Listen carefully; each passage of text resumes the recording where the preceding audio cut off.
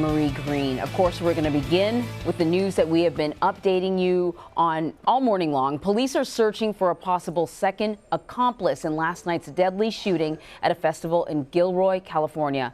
The city is about 80 miles southeast of San Francisco. Police say the gunman cut through wire to bypass security and get into the Garlic Festival. 3 people were killed, including this 6-year-old boy. This is the first time we've seen pictures of Stephen Romero, who was shot during that festival. Now, 15 others were wounded in the attack. Katherine Johnson is following the latest on the investigation from Washington. What's going on? What's going on? People ran for their lives as gunfire rang out at a food festival Sunday evening. At least one person opened fire at a garlic festival in Gilroy, California, about 80 miles south of San Francisco. I need assets to the compound, specifically medical. We have several victims down. Gilroy Police Chief Scott Smithy says officers shot and killed the suspect less than a minute after he started shooting. It appears as if though they had come into the festival via the creek, which borders a parking area, and they used some sort of a tool to cut through the fence to be able to gain access through the secure fence line. Witnesses say the shooting happened near a music stage, and some weren't sure what they heard at first. It's like pow, pow, pow, pow, pow. So right away I just thought, wow, somebody's going to get in trouble for doing fireworks at our festival. This man said the bullets just missed him and his wife. 2 shots rang out first, and at the same time the music started. But after a few seconds there were so many shots, and I saw people falling down, kids falling down. Police continued to search the woods around the festival hours after the shooting. We believe, based on witness statements, that there was a second individual involved in some way. We just don't know in what way. The 3-day festival is in its 41st year and typically draws thousands of people. Gilroy calls itself the garlic capital of the world. Katherine Johnson, CBS News. So for more now, we are joined by Bill Stanton on the phone. He's a retired New York City police officer. He's also the author of the book, Prepared, Not Scared, your go-to guide for staying safe in an unsafe world. Boy, how appropriate is that book title right now.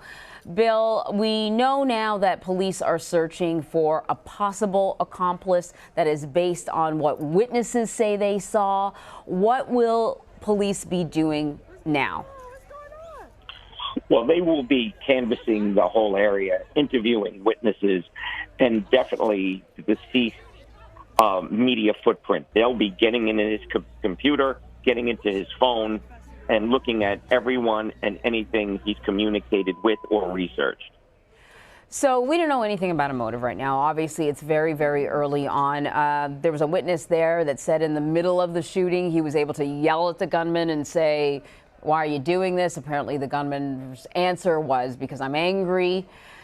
How do we go about determining, if you can even really figure out a cause or a reason or a motive that makes any sense? How will police sort of go about figuring that out?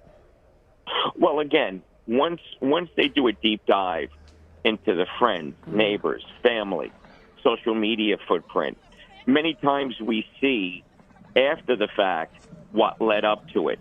And again, hindsight being 2020, there are always those pivot points where either someone or some agency could have intervened.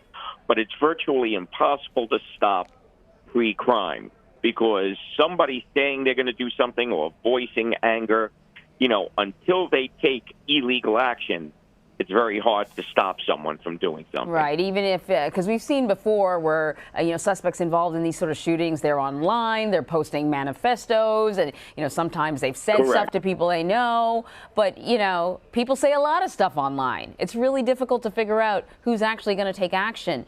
And when I look at this festival, it certainly appears as if the organizers did everything you're supposed to do.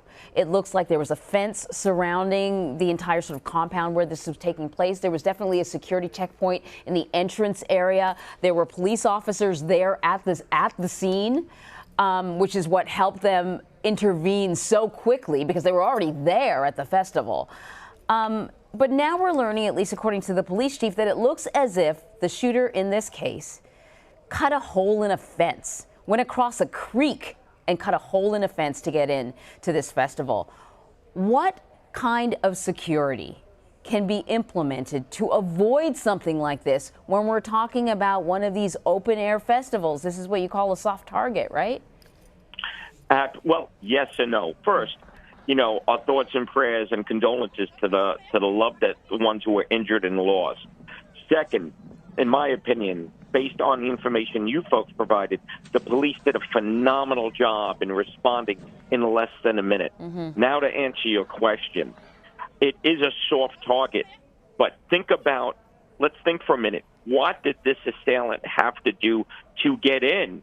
He didn't just walk in. He didn't carry in a bag. He had to go through a creek, cut through a fence, and infiltrate this place. So what that tells you is if someone is ready, willing, and able to sacrifice their life to do something, which this person did, they can get in virtually anywhere. So, it all goes into being prepared, not scared. Yeah. Not to let your guard down, to enjoy yourself, but to always have that situational awareness. Be aware of your surroundings. And, if you hear those pops, identify it. Don't run to go see if it's fireworks. Make your way to a predetermined exit that you've already seen and had that B plan in your mind. Yeah, seeing as you literally wrote the book on this, we're looking at some of the video and hearing from some of the witnesses. You're right. Some people thought initially maybe it was fireworks, but very quickly they heard others say active shooter, this is the real thing. And, some of the video, we can see people running. And I'm sure it felt like a chaotic scene for the people who were there.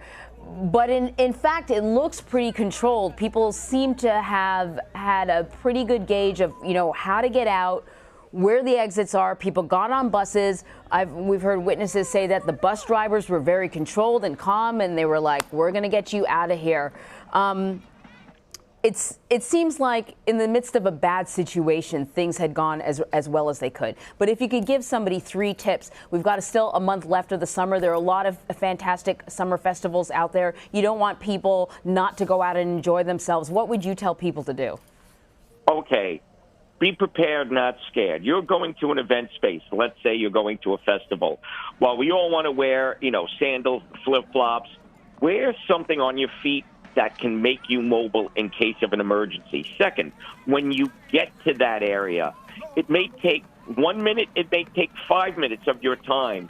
Do a quick walkthrough of the perimeter, noting the entrances and the exits. God forbid there were an emergency, whether natural or some type of terrorism act. You don't necessarily want to go with the bull rush. You may want to go to a side exit. And the only way to know those side or alternate exits is if you do a quick walkthrough. It's 5 minutes out of your time tops, but you're making yourself and your family prepared. Third, always have situational awareness. We have our head in these earbuds, in our not so smartphones, I call them. Look around. Don't keep your head in the clouds. Be aware and be ready to act and react if something happens. All good advice. It's actually sad that you have to give out the advice, but it's great to sort of keep it in the back of your mind as we all head out enjoying ourselves, hopefully, for the rest of the summer. Bill Stanton, thank you so much for your insight. 10-4, thank you. So